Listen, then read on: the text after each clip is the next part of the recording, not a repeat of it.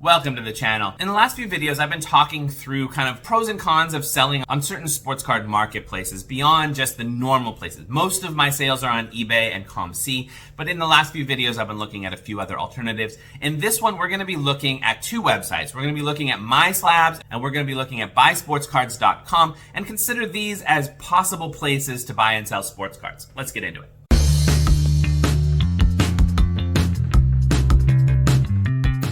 So if you're unfamiliar with these two websites, buysportscards.com, the way I would describe it, I've made some videos about it. It's almost like a massive dollar box at a card show kind of thing. You know, they have good shipping prices, cards for sale. There are a lot of pretty low end stuff, but there are a variety of cards. I have a bunch of cards up for sale on there. I do sell cards on there every once in a while. I've bought cards on there a number of times as well. MySlabs.com I've used less frequently. I mean, I do go there every once in a while, look through things. I haven't sold anything on there. I have less experience, but I do just through the grapevine. I've heard some things, so I can share a little bit about that. I'll talk a little bit more about buysportscards.com, though a lot of what I'm going to say is also going to be relevant to a site like MySlabs as well, which is why I'm kind of grouping them together into one video. One of the biggest pros to sell on one of these two websites is the website platform itself takes a very small seller's fee. In fact, on buysportscards.com, they don't take any seller's fee at all. And MySlabs.com usually takes like a 1%. So that's very low considering the fact that, you know, eBay is like 13.25% plus 30 cents for every card. And then, you know, ComC has like a 50 cent per card ingestion rate. And then they also take 5% transaction fee. So, you know, ComC and eBay, they also have a lot more eyeballs on things. You go into buysportscards.com. I've got probably, 200 or 300 cards up for sale right now. I sell maybe once a month, something like that. You know, I'll sell almost daily on eBay, even though I only have 150 cards up right now. I sell daily on ComC, and I have about 1,500 cards up on there right now.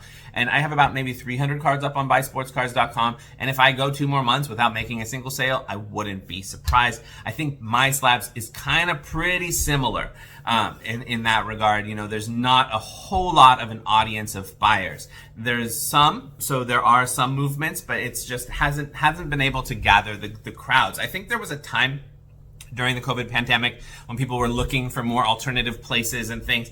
And there was a time when there was the potential of some of these kinds of marketplaces becoming bigger, but now is not so much the time. If they didn't kind of make that during that time, then it's kind of hard to do it now. So I think in a lot of ways, you know, eBay and ComC are the only ones who are steady and strong as far as the amount of customers there. The other problem is maybe it's partially because of the amount of money that goes into building the kind of website infrastructure. A site like eBay and a site like ComC, they're really easy to navigate. They're user friendly. They're fun. It's easy to filter things. It's just an easy experience for the customer.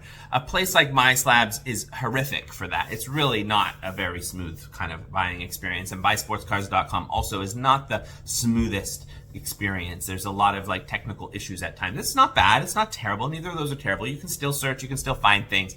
MySlabs.com, I find it's difficult sometimes like to weed out the ridiculously overpriced stuff at times. You know, there's a lot more slabs there, hence the name. I mean, they do sell raw cards as well. There's a lot more slabs there, but I've found in my experience as a buyer that generally people are overpricing their cards on that platform, and I think it hurts all the other sellers on there, even the ones who are selling for reasonable rates. I think there's too much stuff that's overpriced that it causes people, they start looking, this is what happens to me at least, I'm looking for some good deals, I'm finding more and more and more cards that are all overpriced that I could find cheaper anywhere else, and I'm like, never mind, I'm not going to look anymore. And that seems to happen a lot on MySlabs.com. Now that doesn't happen on buysportscard.com. I actually love buysportscards.com because for the same reason I love dollar boxes. I found like you can go in there, you can search. A lot of the sellers have like bulk rates. You know, if you buy a certain number of cards, you get a certain percentage off. So I'll go into one store and I'll spend a lot of time like just putting stuff from that one store into my cart, and it works well in that platform, better than it does in other platforms, to really zoom in to that one seller that has the stuff that you want.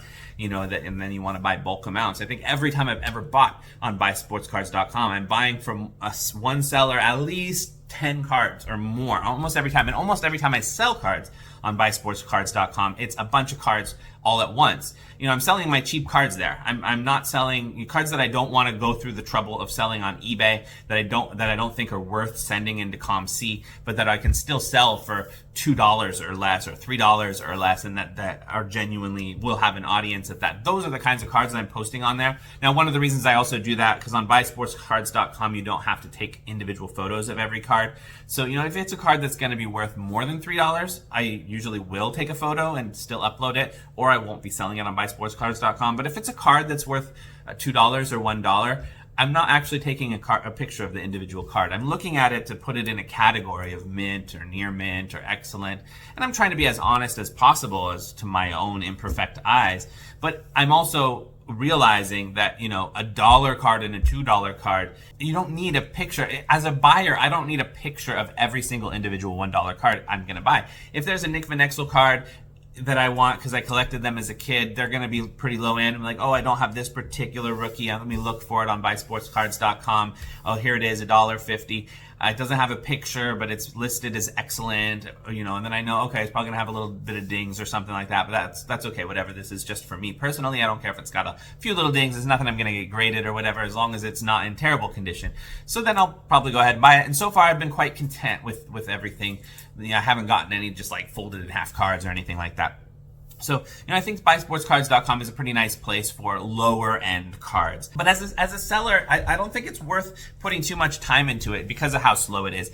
My strategy with it is I waited. They have certain times. I don't know if they're going to do this ongoing, but they have certain times when they say, because they're trying to get more cards into their platform. They have certain times when they say, we will pay you 1 cent per card that you put into the platform. So if they have a period of time like that, I'll be like, okay, I'm going to put a bunch of my lower end cards into that. And they do have a bulk upload feature too, which also helps with this a lot. So I had a bunch of cards, for example, I can't remember if they were like 2001 Topps baseball or something, I can't remember. I had a whole bunch of cards I had gotten from a collection I had bought, and they were actually already organized by by card number.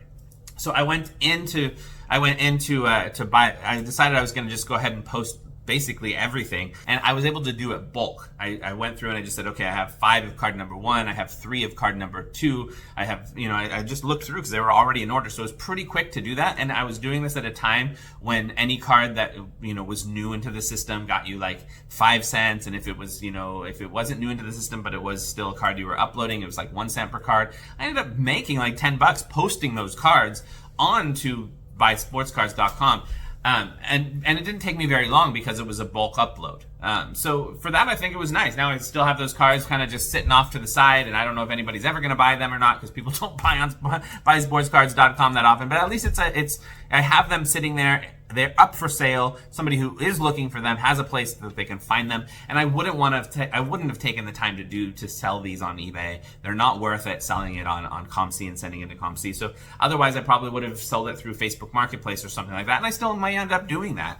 But in the meantime, I made like $10 just putting these up on buysportscards.com, and we'll see if it's an okay place. And I do like that. My sense of buysportscards.com, even more so than MySlabs, buysportscards.com, I feel it's like the type of place that was made by a hobbyist, somebody who likes the hobby, who just wanted to create some space that was safe, that had good shipping prices, and that people could post some of their cards for sale, and an alternative to eBay, for just hobbyists. And I think they've done a pretty good job at that. It's just there's not enough of a following. They don't have enough people there yet. I feel like it's the type of place that if it got more people, if more people started populating it with cards for sale, and especially buying cards there regularly, I feel like could become a better and better kind of platform, because I do quite like it. I would say something similar about MySlabs. I don't like the organization of MySlabs as much. Like the way that you search for cards is a little bit more hectic. I find like it's a little less organized.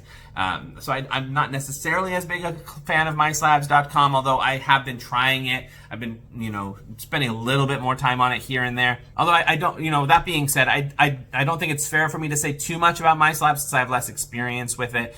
But I do think these are good places to go as buyers. And then if over time, I think they're good to keep an eye on to see the possibilities of as a seller. I wouldn't necessarily highly recommend either of these as a seller at the moment.